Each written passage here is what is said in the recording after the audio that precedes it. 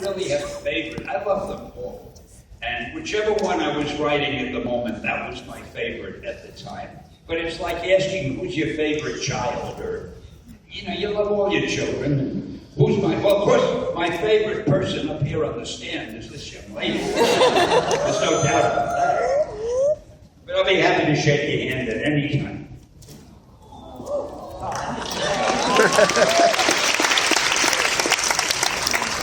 Yes? If you could ask Conan the Barbarian one question, what would it be?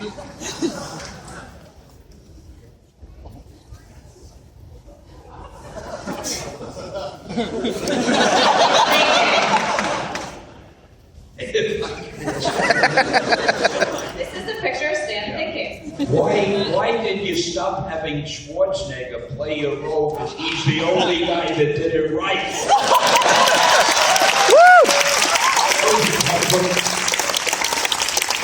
Good answer, I like it. All right, how about you? Who's your favorite villain?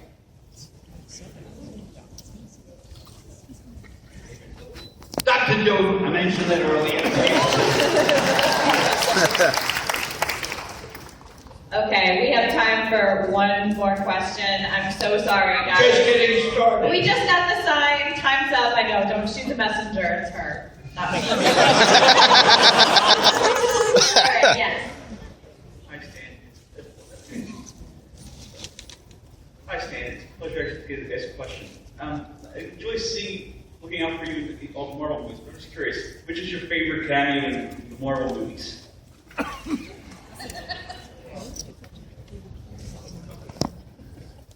Oh, I couldn't. Can you imagine if I mentioned one of them and then the directors or the producers of any of the other? Oh, so that was your favorite. What about the one I did? Oh no, they're all my favorites. Actually, I do love them. The Marvel movies, to me, they're fun, and that's what a movie should be. You sit in the audience, you're watching them. Oh, I'll admit they're not the Green Lantern, but they're the best. Okay, good news. We have time for a few more questions. So let's go over here. Stan, I love you. I just wanted to ask you, when you created all these iconic characters so long ago, which one did you expect to have longevity today? Which one did I expect? But I heard the beginning. I didn't hear the beginning. In all honesty, I didn't dream that any of them would have the longevity they have. In those days, we just hoped that the books would sell for a while, we would keep our jobs and be able to pay the rent. In a million years, we couldn't have thought that one day I'd be addressing a whole group of people about them, and there'd be movies, and there'd be articles in the paper. We would have thought we were dreaming. It couldn't have happened. Thanks for everything.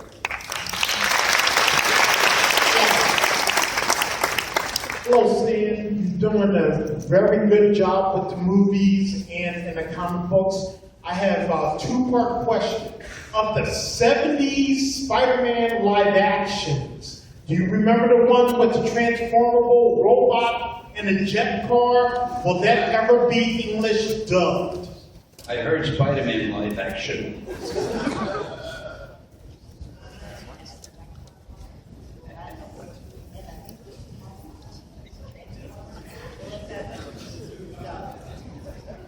This one I don't get.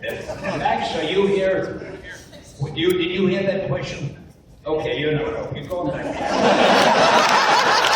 I don't know, could you clarify the question a little bit? Over here. Yeah. Wait, what live action series in the 70s? Well, you dubbed it Spider Ninja. Was that a Japanese one? I don't remember any American Spider Ninja. Was there one? Do you know Max? Max knows everything. Huh?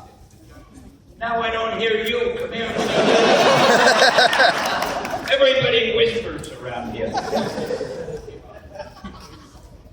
Oh yeah, I said the Japanese one. I gotta tell you a funny thing about that. Since you're in, is he over there?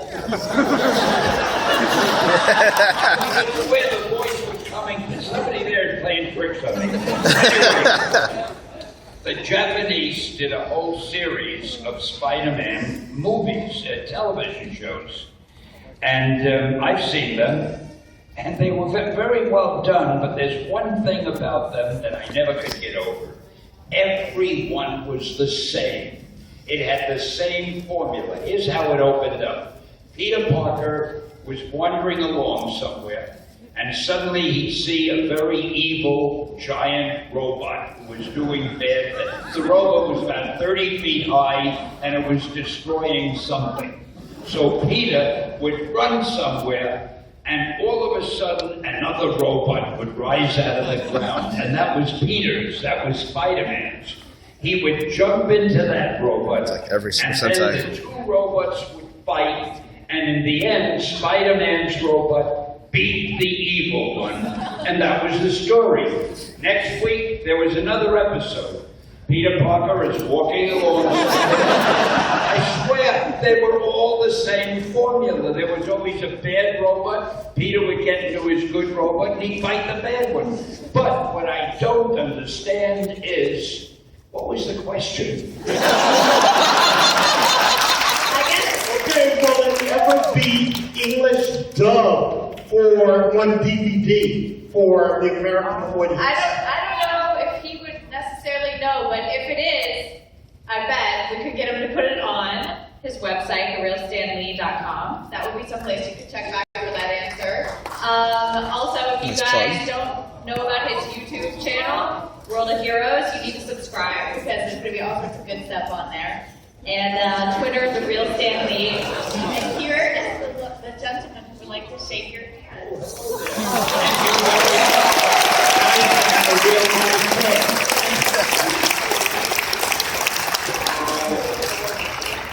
He's awesome.